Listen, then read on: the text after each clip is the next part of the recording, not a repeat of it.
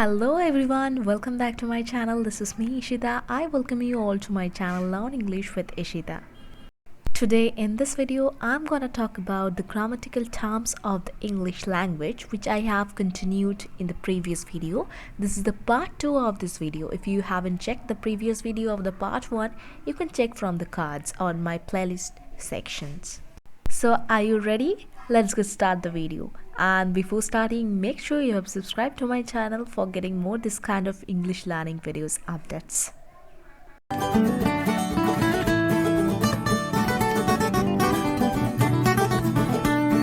First of all, I would like to talk about the verbs. We all know what is verb. So now I'm going to talk about the parts and the different kinds of verbs.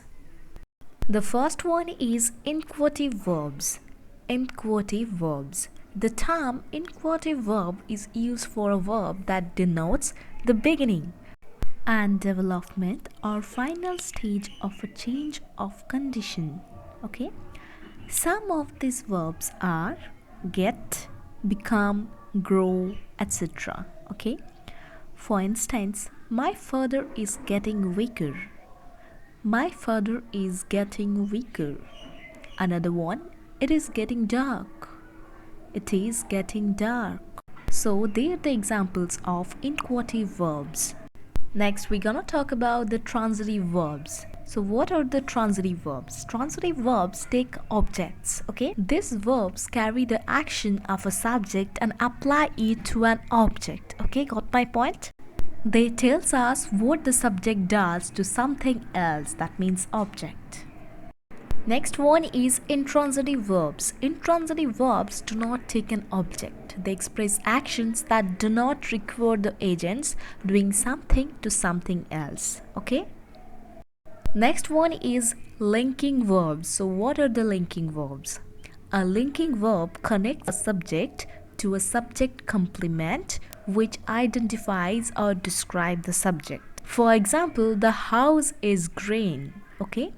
Here is the linking verb of the sentence because is that denotes the house as a color green. Next one is causative verbs. What is causative verb?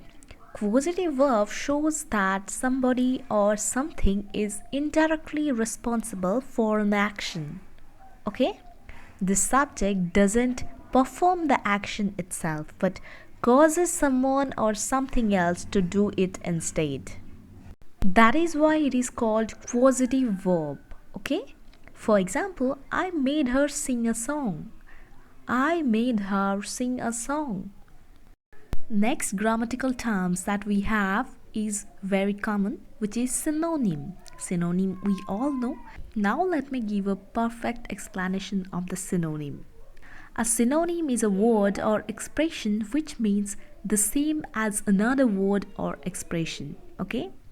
The term industrial democracy is often used as a synonym for worker participation. Now what is antonym? The antonym of a word is a word which means the opposite of the synonym. Okay? For example, day and night are antonyms. Next that I have inversion. So what is inversion? Certain adverbs and adverb phrases, most with a restrictive or negative sense, can for emphasis be placed first in the sentence or clause and are then followed by an inverted, that means interrogative, form of the verb. So that is called inversion. Next that I have is heteronym. So what is heteronym? A heteronym is a word that has the same spelling as another word but with a different pronunciation and meaning. These words are sometimes called homographs. Okay? For instance, LED, that means lead, a metallic element. Okay? And the word LEED, I mean double ED, lead, that means to guide. But the pronunciation of the both words are same. But the meaning is different from each other. So that is why it is called heteronym. Okay? Next is autograms. Autograms. It is a self-referencing sentence describes itself. Okay? For example, this sentence has 5 words. An autogram is a self-referencing sentence that describes its letter content. Okay? After that, contronym. Contronym, the word, also synonym or antonym, is used to refer to words that by some freak of language's evolution are their own antonyms. Okay? Both contronym and antonym are relatively recent neologisms. However, there is no alternative term that is more established in the English language of the contronym. For example, the word fast, its contronyms are quick and unmoving.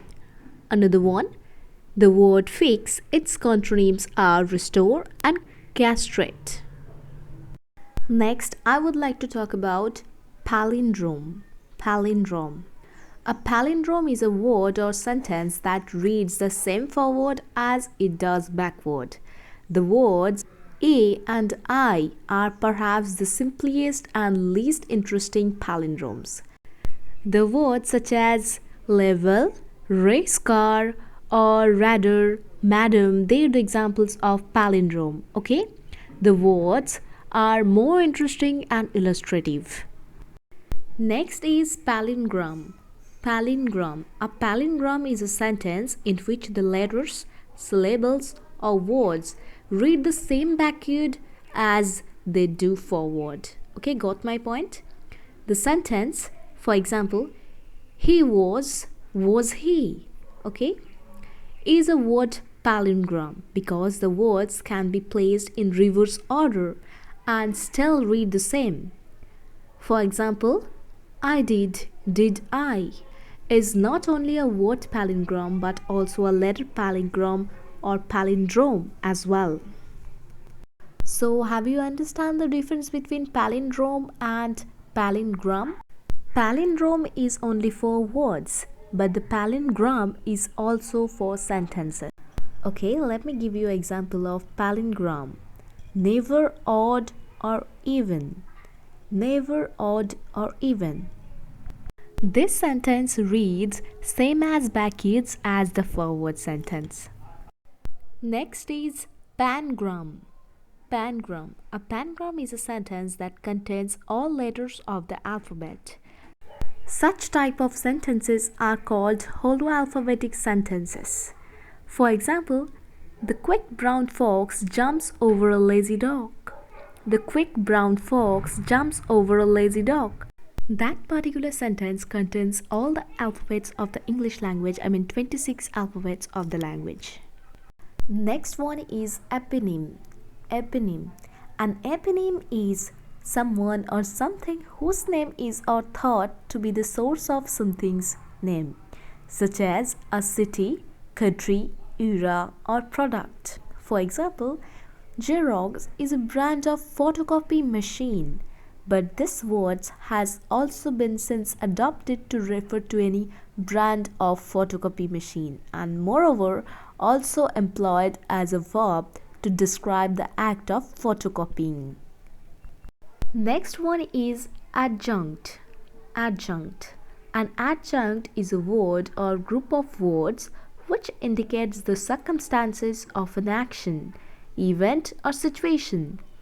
An adjunct is usually prepositional phrase or an adverb group. For example, computer technology is an adjunct to learning. Computer technology is an adjunct to learning. And the last one, not the least, is contraction. A contraction is a shortened form of a word or words. For example, it's with an apostrophe should be used only as a contraction for it is. Okay? Can't is the contraction of cannot. If you want to know more about it, I have a separate video on the informal contractions. If you want to speak first and understand natives, you should definitely go through and check out the video. I will post the link in the description or cards. You can check from there.